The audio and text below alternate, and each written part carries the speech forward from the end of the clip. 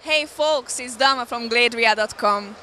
Do you want to know what we are gonna have on day number 3 here at Gamescom? And you didn't have the chance to come and visit Cologne this year? No worries, check this out.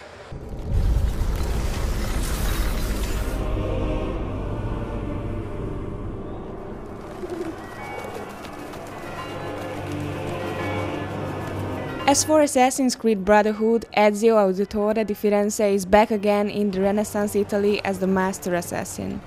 This time he is the leader of the assassins and his quick shift in power affects the gameplay as well. Besides the continuation of the story and new cool villain Cesare Borgia, there are some interesting changes in the gameplay as well. The combat is more defined with somewhat better control and more moves.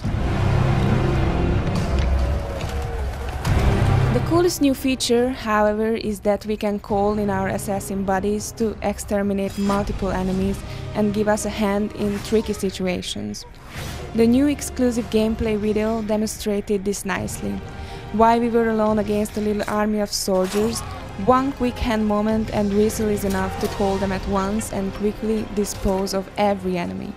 No worries, it doesn't mean that you will be able to kill all enemies with your breed in the episode. But if you equip and train them well, they will be great help for you during the game. With a fun multiplayer, Assassin's Creed Brotherhood looks like another winner.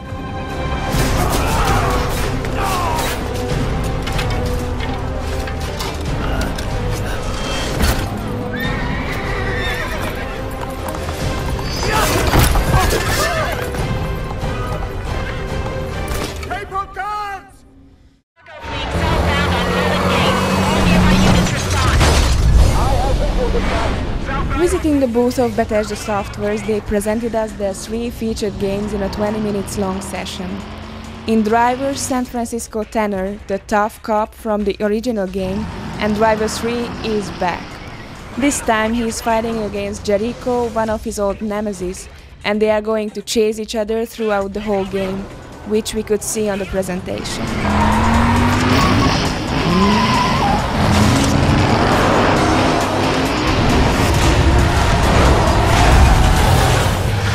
I've always sworn I'd drive to hell and back to take him down. Looks like I just got my chance.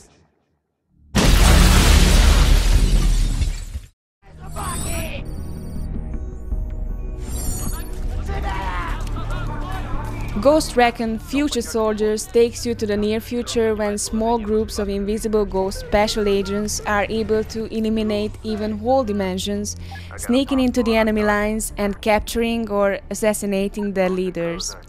As we saw in the short demo, silent kill is the ghost nature. If you start running or kill somebody making a bigger noise, then it's absolutely necessary. You'll become visible immediately, so you'll be hunted down in a few seconds by hundreds of enemies.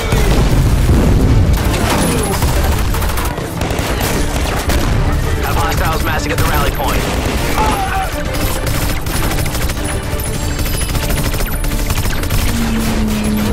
Let's light them up.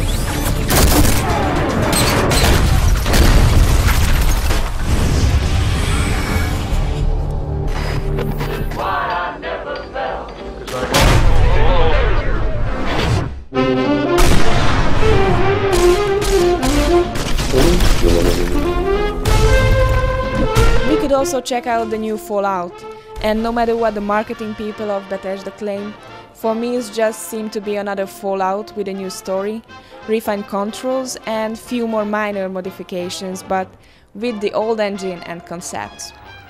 Don't get me wrong, the game looks okay, and you will be happy with it if you liked Fallout 3. But I completely agree with the manager who decided not to call this Fallout 4, because it's not. It is set 4 years after the end of Fallout 3. It doesn't have a lot of connection to the characters or the organizations of Fallout 3. It's mostly dealing with events that happened. It's set 40 years after the end of Fallout 2, and so it's really about what's happened on the West Coast with groups like NCR, the Western Brotherhood of Steel, and organizations like that over time. As I go right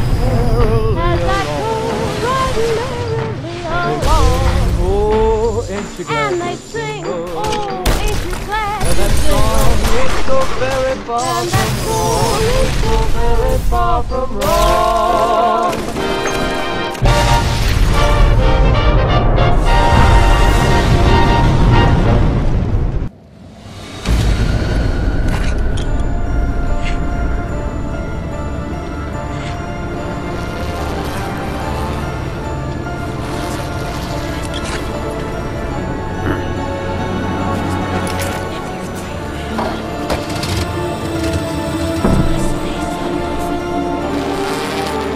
Besides Fallout New Vegas, Bethesda is working on another title that was put into a post-apocalyptic universe. The main guy of the rage tries to survive in a world destroyed by metal. As we learned from Tim, the designers focused on the action and the story with the very live RPG elements. So the story of Rage, it takes place in a distant future. It's after an asteroid destroys most of civilization, and you play someone from the past. That has found themselves in this futuristic world, filled with mutants and bandits, and eventually you'll discover that there's this kind of evil, omnipresent group called the Authority that you ultimately will fight against. The world of Rage will be open but directed, which means that there will be a main storyline you have to follow, but many side jobs and optional quests will be available as well. You can get well-armed vehicles that will be yours for the rest of the game.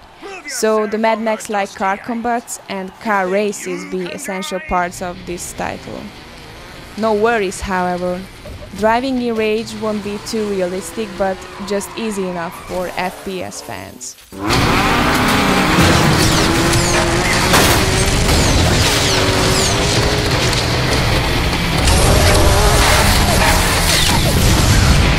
Next generation controller war is on. We compare the two latest inventions of Microsoft and Sony. Cologne, the city itself, and all the German newspapers are full of it. PS Move pictures, huge posters, ads, and also their booth was enormous at Gamescom. You could test it on 50 screens at least. I played tennis, beach volleyball, and I killed gladiators with my sword. The ones who like VE will like this PS Move too, but to tell the truth, Nintendo is unquestionably unbeatable this time. Kinect is awesome, even if it doesn't work perfectly.